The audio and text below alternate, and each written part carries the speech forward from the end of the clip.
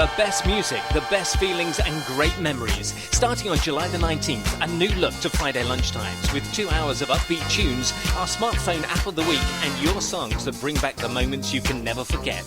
So join me, Russell Hearn, every Friday 12 till 2 for some happy radio.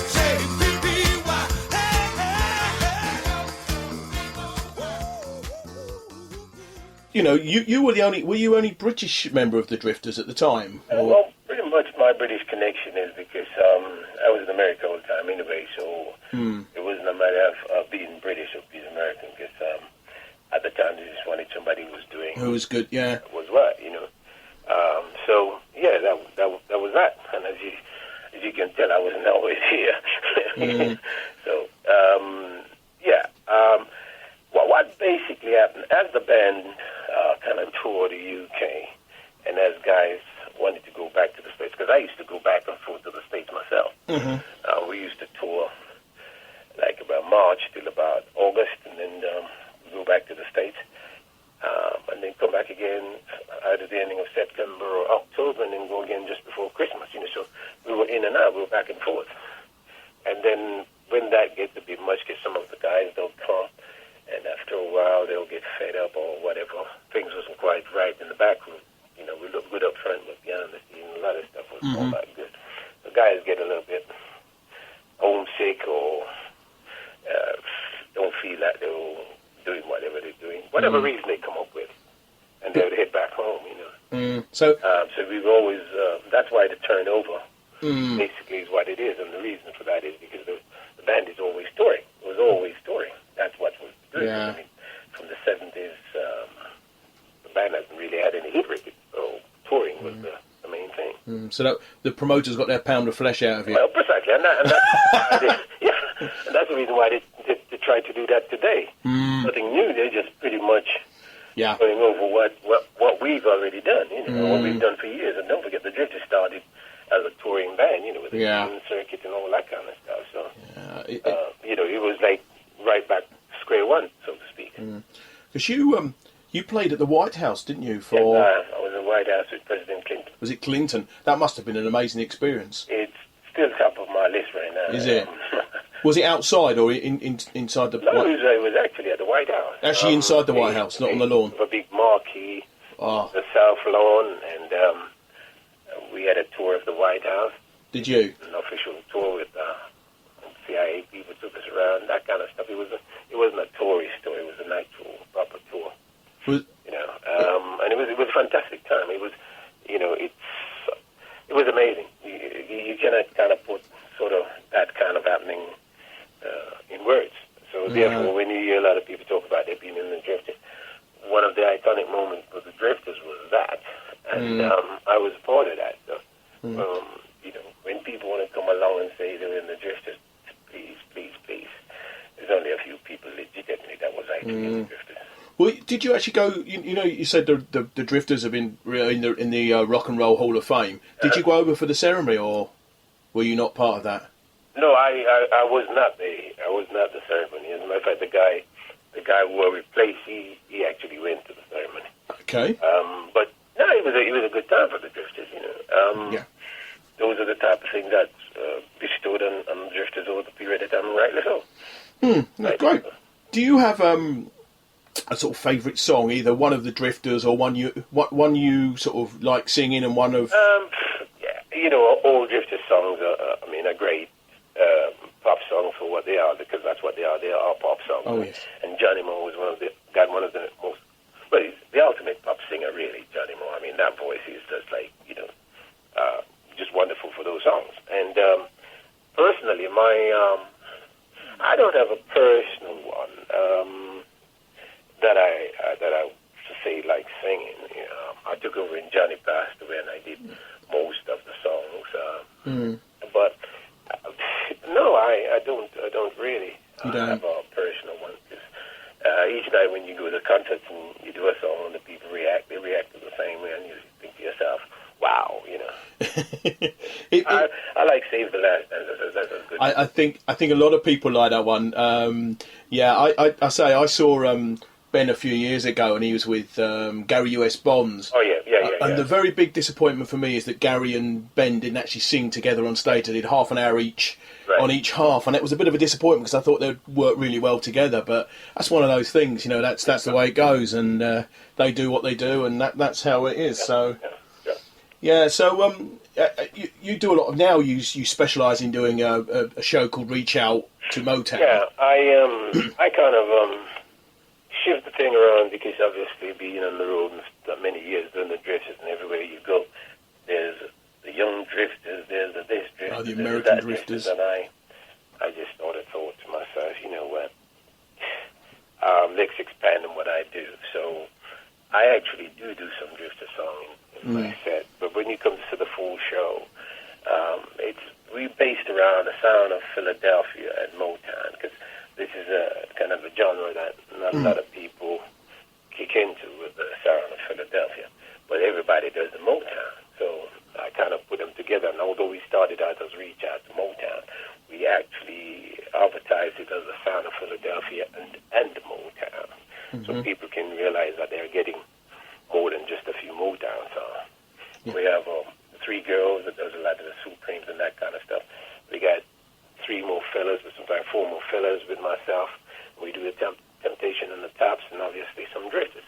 Yeah. So it's a show for everybody to do, as opposed to just limiting ourselves to just drifters. So it's something I wanted to do, just expand a little, because I had done a lot of that kind of stuff anyway in other projects. So you know. Have you got a favourite song from the that show then, rather than the Drifters? Have you got? I love doing Leon Mrs. Jones, because it's a song that I've always wanted to do for a long time and never really got it. Yeah, that is a lovely song, isn't it? It really is. I do that in the show, so yeah, that's one of my favourite. And that was brought to prominence again recently by Andy Abrahams on the X Factor. Right. He brought that very much together. Yeah, and I also like doing the Four Taps and Temptation stuff, because I like that kind of voice, those big voices. Always have been, you know. So. Yeah, I must admit, I love all that sort of thing. I was very fortunate many years ago to actually see the Four Tops, the original 4 members, before I think Levi's no longer with us, and I think one of the other guys has died. Yeah. And they are sensational. Was the only guy that left now, I think, at the moment. But, yeah. Because you're talking about the thing. You have a lady plays with you on the sax, a lady called Anna Brooks. Yeah, Anna Brooks. Yeah, she's been with me now for many years. Yeah, so my musical MD. So she's a lady who calls the shots on stage. Well, the band, yeah. Okay, and you have a band with you called the Primettes. Yeah, well, pretty much. They now, when they work with the show, they actually call the Love Supremes. When they work with the Motown show, okay, they're actually called the Love Supremes. Because when we started out with, well, the whole thing started out like this. I mean, I am an Otis Redding and Atlantic Stack kind of freak. I really like all that stuff. I mean, Otis is one of my all-time greats. So therefore, when I started out after the demise of the Drifters, I had an organization called Dictionary of Soul. And the Dictionary of Soul was comprised of the Permits, which was the girls that would back me up. So as we went on and moved on into the Motown thing, which most of those girls are still around, by the way, I thought really more fitting to call them the Love Supreme. So yes, when we do it might get a little bit confusing, but when we do the Soul show, it's literally this Dictionary show, this Dictionary of Soul with the Permits. So people, the Primates, but they're actually the Permits. And Dictionary of Soul is pretty much an album Otis Redding brought out many years ago. Okay. And the Permits was like what the Supremes used to be called when they started out. So that's pretty right. much I just hooked the whole thing up, and we are still in the same area, and we're still dealing with the same kind of scenario, but just the names changed. Names changed, but the same lineup and everything else. Yeah, and now that we're doing the sound of Philadelphia and Motown, the section of the sound of Philadelphia, the same 3 girls.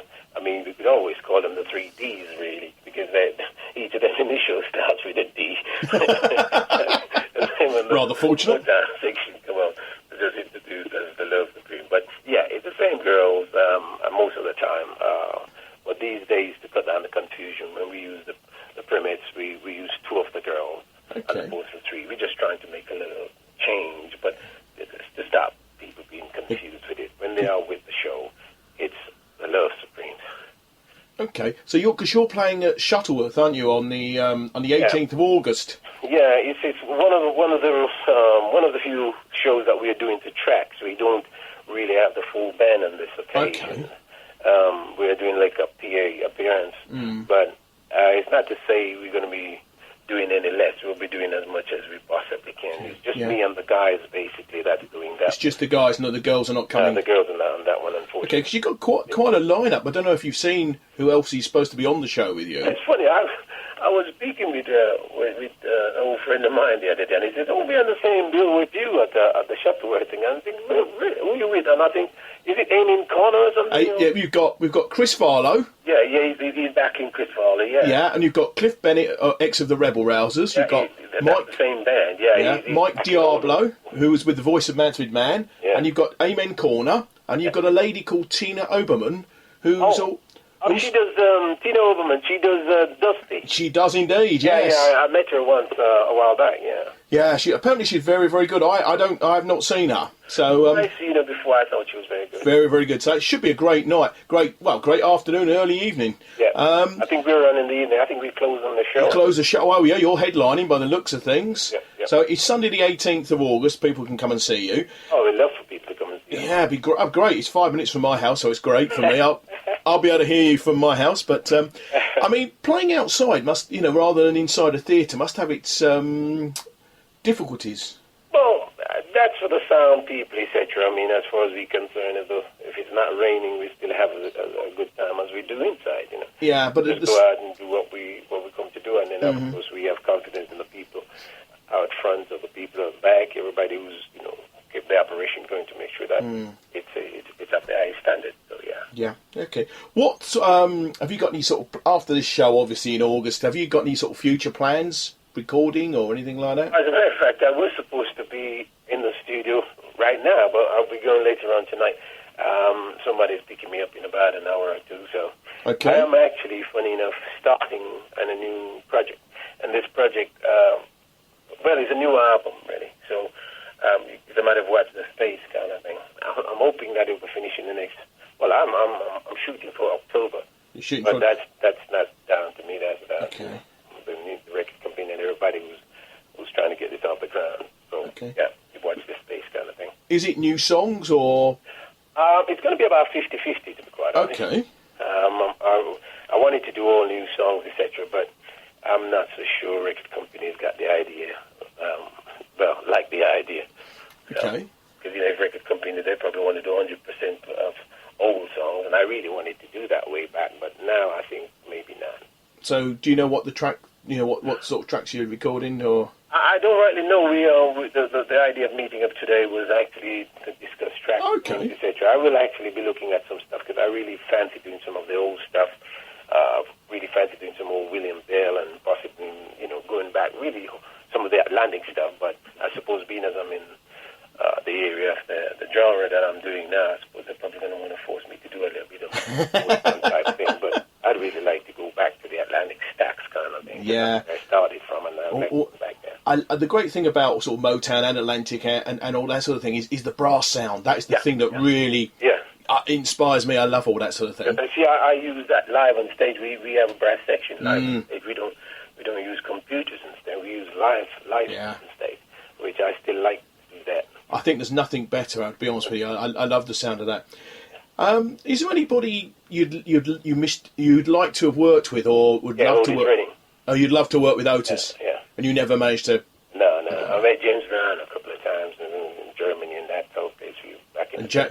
But Otis Redding, I would have liked to. I mean, there's a few people. Don't get me wrong. No. Otis Redding is the guy you'd love to work with. Is James Brown as live? Is he as a live wire as he comes over on stage? Oh, he's live, all right. No, but is he? Because some people, they're great when they're on stage. They're real extroverts, but when they're No, he kicks back because James Brown, as you know, James Brown's all business. He was one of the first to be taking care of business. So yeah, he's as light as you can get, but he's not a foolish, really out of the way kind of thing. On the stage, but if you look at James Brown in the States, you can see he's taking care of business too. Oh yeah, he's a true. He's not just a